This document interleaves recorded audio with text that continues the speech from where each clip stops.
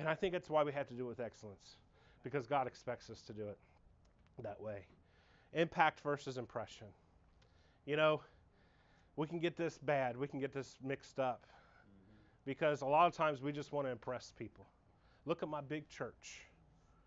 You know, Pastor talked to you about how he used to go to a camp meeting, and they'd say, "What in the world did you do to the mother church?" I mean, could you imagine that kind of pressure? That was said. Could you imagine that kind of pressure? But people are about like that. This is the big church. This is the church. Look at this thing. Look at that thing. Look at this flashy thing that you got going on. Look at this brand new website. Look at this brand new car. Look at this. Look at that. And everybody wants to impress. Everybody wants to make an impression. But at the end of the day, it didn't change you at all. If a meteor comes down and impacts this earth, guess what? We're going to see some changes. When people come into the church, that's what I think it should be like. When Scott opens the door for somebody, and that music, we're going to have hopefully music. Brother Dale's checking on it, but we're going to try to get some music playing outside when people are walking in.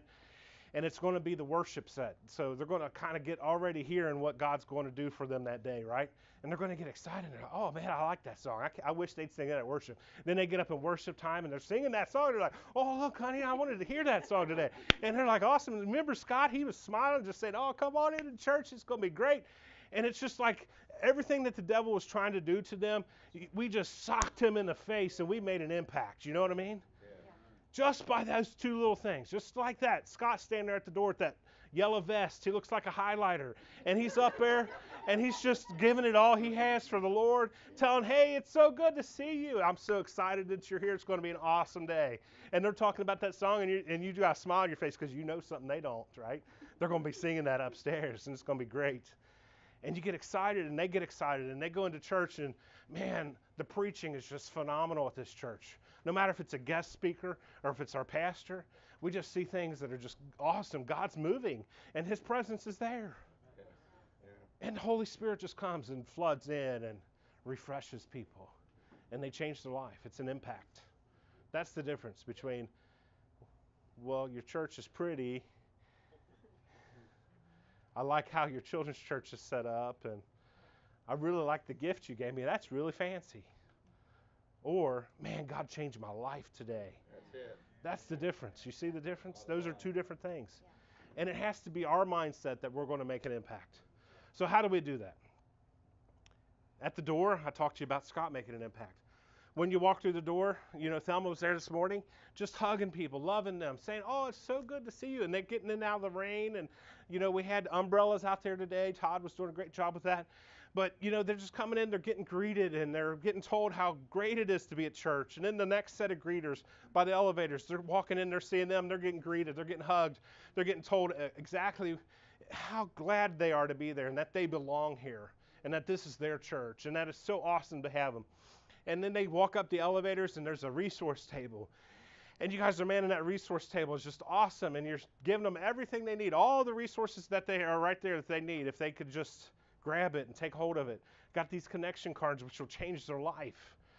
And then they go into church, and they experience all the experiences that they can. And our seaters in there, and they're getting into the right seat and maybe sitting with their family that invited them, that have been praying for them, that have been hoping and waiting for the day for them to walk through the church, and here they are.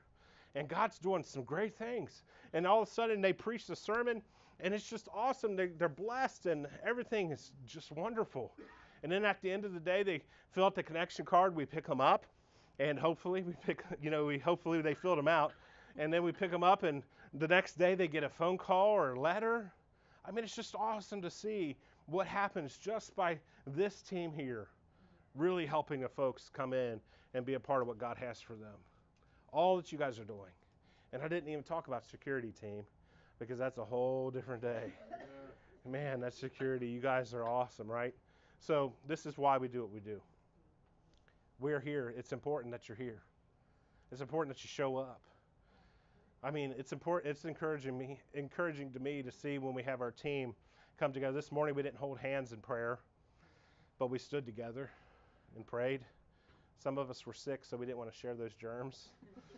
But We prayed together, and it was just awesome and encouraging to each other. So it's important to come to those huddles and get together.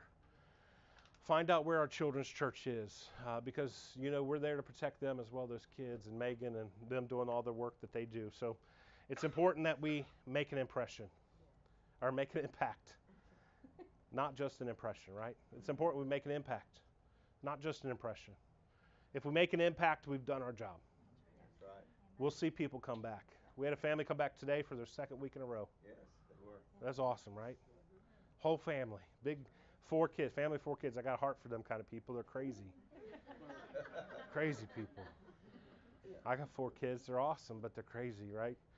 And that family came back, loved it. Seemed like they loved it, and I'm looking forward to seeing where God takes them and uses them in our church, right? Yes. So this is what we're doing. We're making an impact. Churches who have made impressions on me have often let me down. Because you come in on Easter and they've put on their best show, and it's all big show. 3 weeks later, you're like, man, why in the world am I here? We don't want a big show. No. I don't think we have a big show. No, we don't. That's the cool thing. That's why I can invite people to this church. That's why I can say, I want you to come and be a part of what God's doing. Because I know that's really what's happening here. God is doing what he's doing here. And it's all because of what you all are doing. All your work. That's awesome, ain't it? Churches who have impacted me have changed my life. There's one church, Brother Brantley, Michael Brantley. I don't know if anybody know him. Crescent Springs Church of God. That's where I met my wife. That's where I stole his cousin or his nephew's ex fiance. But I love Brother Brantley, and every time I see Brother Brantley, I tell him, you changed my life, and he did. We came there for an MIP program. My dad was going through the MIP program. It's a ministerial internship program, and he was learning to be a pastor. The church, God puts you through these things, and we went there, and Brother Brantley took me and my sister out. And we went to Chi Chi's. Anybody remember Chi Chi's? Oh, yeah. Little restaurant, and we had a good time. It's the first person that ever asked me, what do you think God has planned for you? And nobody had asked me that question. That question changed my life. Because I started thinking, well, maybe God does have plans for me, Brother Steve. Maybe God does have something he could do for me. That's why I think these cards are so important. If it changed my life, if it changed your life, use this to change someone else's life. I'm telling you, this is the key to our success right here. Not because it's just a great program or whatever. We're not trying to funnel people through a program. Because if people can really find out what their passion is and what their purpose in life is, then they're going to be successful as a Christian. They're not going to fall off the face of the earth after 2 or 3 weeks. They're not going to fall off the face of the earth after they've been a regular attender for two or 3 months. You know what I mean? They're going to be connected, and they're going to find their place, and they're going to be used of God, and then they're going to draw closer to God, and then they're going to grow in God, and then they're going to reproduce godly people. Does that make sense? That's what this is about. So Brother Brantley changed my life because he made an impact. You can make an impact. You have the tools that you need to make an impact. You have a team of people around you trying to do the same thing. If you get that job done, we're going to celebrate. It's going to be awesome. You're going to have to tell us. I talked to this person about Connection Point, and they want to come. I cannot believe it. They're going to go, and it's going to be so exciting. And you're going to be excited, and we're going to be excited with you, and it's going to be great, okay? So that's what we want to see done. Our goal is we want to see people come back to our church. Real simple. Guest services, making an impact, not just an impression, and getting people to come back to church. Those are our main few things here. So how do we accomplish this? So lots of different opportunities here. As we come away today, one thing that we'll ask of you is if there's an area that you already serve that you're like, I actually really would rather be here, let us know these things. Because we want you to be in an area that you feel comfortable, not so comfortable that God can't push you forward, but an area where you feel comfortable, an area where this is where I feel like this is my passion, this is where I can thrive. And the thing about that is sometimes God moves us and we feel our passion shift, and that's okay because he's just molding us and changing us. And so if you've served in one spot forever and ever and you want to stay right there, I want you to tell us that. This is my favorite place. Um, and if it's not, sorry, I caught them talking. Um, and if it's something else or you want to do something else, please let us know that too. Tell us your preferences, or I only want to do it once a month, those types of things. So lots of roles. Many of you have served in many of these. Security, huge, huge, important piece of our church that we're going to not even touch on much today, that there's just going to be some changes coming. So that We have an we're making ex-police sure. officer. Excuse me. Go ahead. Brother Leon. Yes, making some changes to make sure our church is as safe as it can possibly be, that our kids are safe, that our people are safe, that everyone knows what to do if something was to happen, whether that's a medical emergency or any other type of emergency. So more to come for security. Brother Leon is an ex-police officer. He has written security protocol for other churches in the past, and he is going to come alongside us and help us out with that. So that we are not going to do lots about today. And like Chris said earlier, a lot of what we're talking about, we're just going to touch on each of the roles and how they work and how they work together, but not necessarily in depth like this book goes here. Parking lot attendants, we would like to see where we can move forward and not and even have people out in the parking lot and the two at the door, so we can make sure that everybody's being taken care of, whether that is helping someone get out of their car.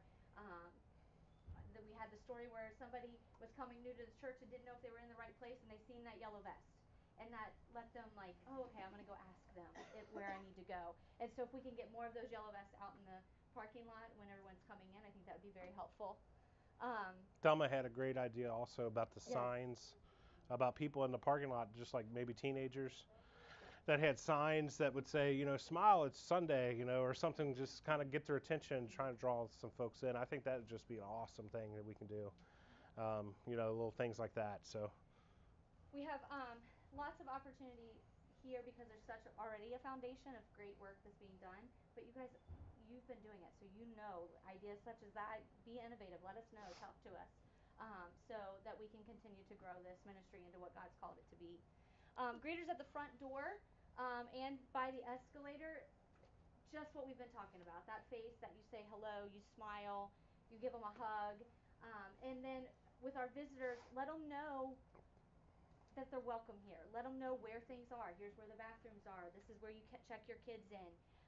And we have the floater position, someone who is just floating back and forth from upstairs to downstairs, usually hangs out kind of by the door initially, but that's the person who can take them to their next spot. Oh, this is somebody new, like here's your name, let me talk to you. Find out.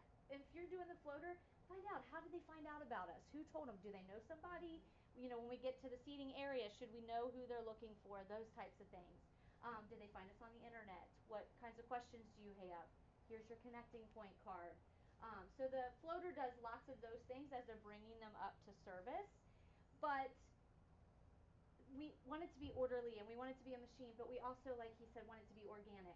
So if I'm greeting at the door and I've made a connection with this person, please don't feel, if that's you, you've made this connection, this family, you've been talking to them, they're brand new, don't feel like if it doesn't feel right, you need to hand them off. It's okay. It's okay to say, hey, let me walk you to the kids' church. The floater, we're going to know each other and we're going to recognize that. And that happened last week. One of the visitors last week, I wasn't down. I was already been upstairs talking to someone. And when I came back down, the visitor got all the way upstairs.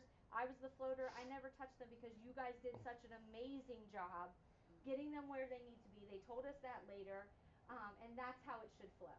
If we don't feel like you're stuck, if you're at the door and you feel like you need something, just communicate within this team so that we can do exactly those moments of ministry. That moment that connection happens and the Holy Spirit saying like we need to keep talking.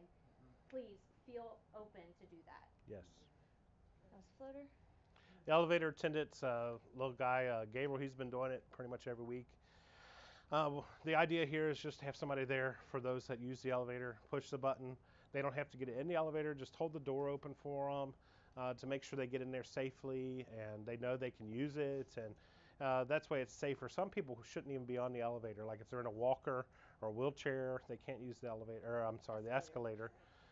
Sorry, the escalator. I get talking too fast and I mix up my words, but people that shouldn't be on the escalator should be able to use the elevator, and they should know that that's available for them. So we have them in his vest because we want them to know this is another person that'll help you open that door and get to where you need to be. And then the greeters, I mean, use those. We're all each other's resources. Right. So, that's why we're trying to help that. The welcome desk is not being used anymore, so we've kind of repurposed those teams for that second set of greeters back there. Awesome to make sure that you greet long-term visitors or long-term members as well.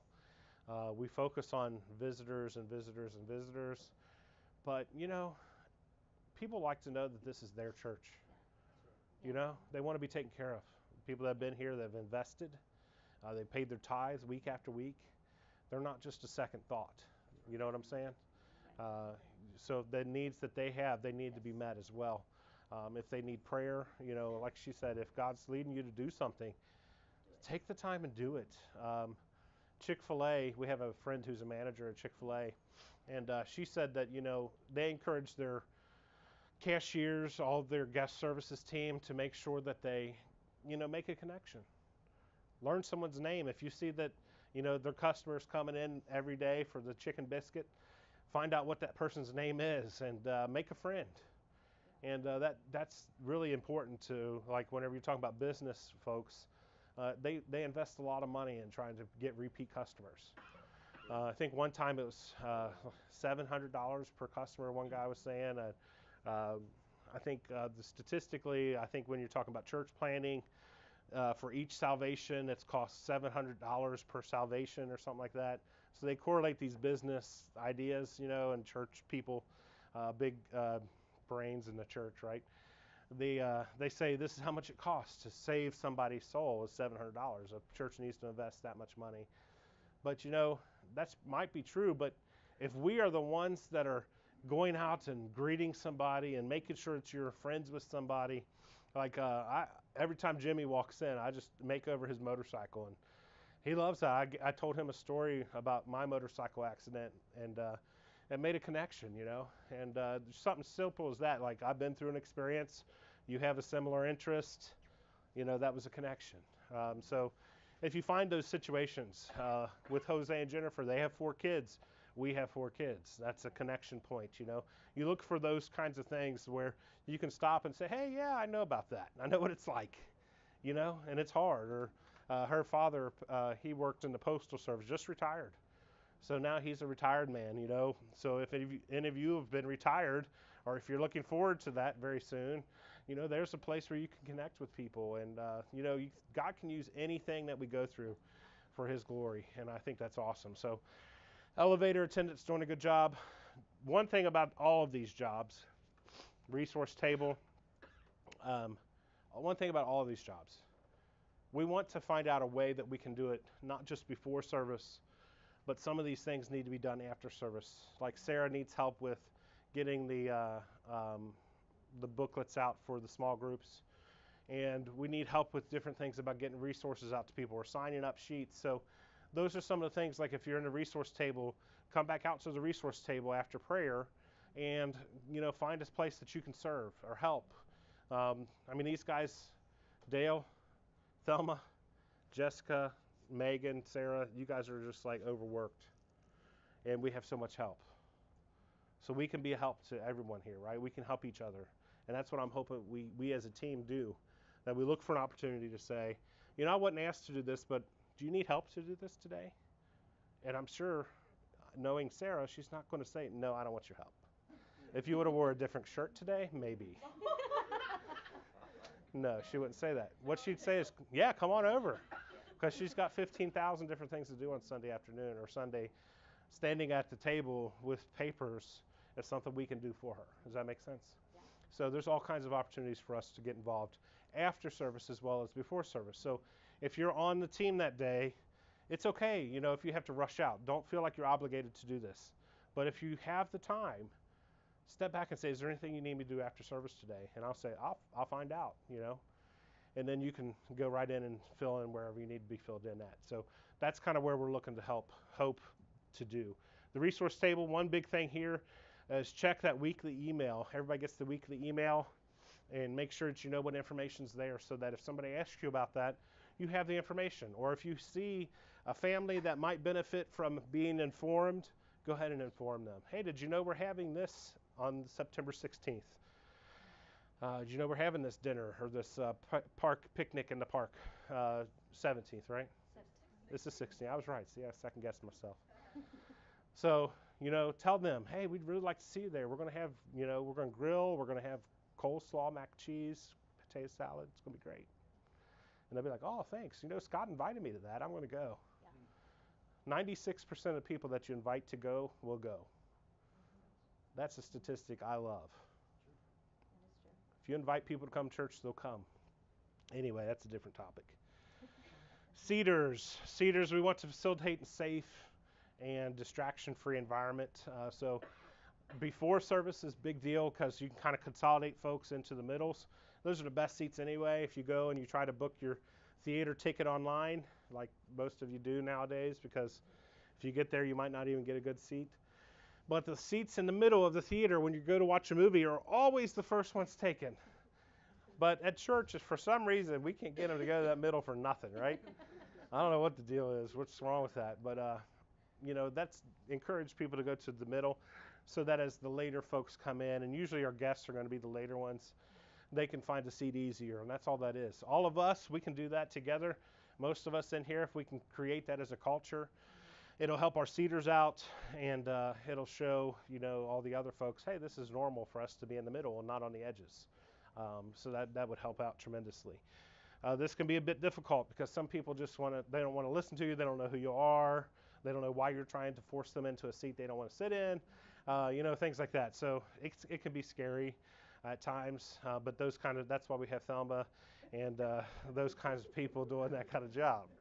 But we love you, Thelma. We do. We love you. And Gabriel still wants to beat you again at games. But Gabriel was at their house the other night playing games, and she said they couldn't get one past him. I don't know what the deal is. I don't know where he get the competitive spirit from. Ushers are a blessing to our church. They do two things. Finances, and the other thing is we're trying to incorporate this in. We haven't got it there yet, but we're hoping to make this part of our culture as our team, is to make sure that there's order in the church. So ensure order. What you'll probably see in the future is more ushers that might be set up as a section. Those guys or ladies, those people will help out with, if there's some kind of emergency, if there's a medical emergency, and they will also take up the finances at the end of the service. So that's kind of where we're at with the ushers. Set up, usually Thelma and Dale, they do a wonderful job. We're going to try to help them with that, though, so they're not the only ones that feel like they have to do it. And tear down's the same way. It's usually just Dale or Thelma and Todd and Jessica or myself and Amanda. We all just kind of pitch in and do what we got to do. Does that make sense? Okay.